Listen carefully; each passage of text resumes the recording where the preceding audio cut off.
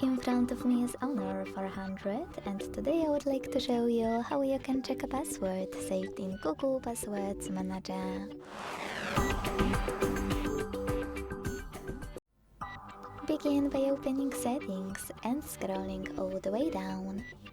Then hit Google.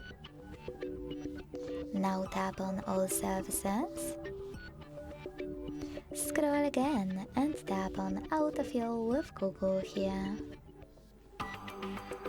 Following that, after choosing Google Password Manager, tap on any password you wish to check.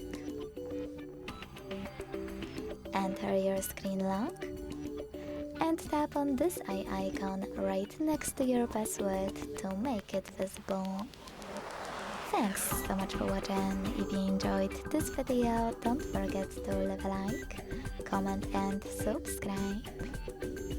Bye!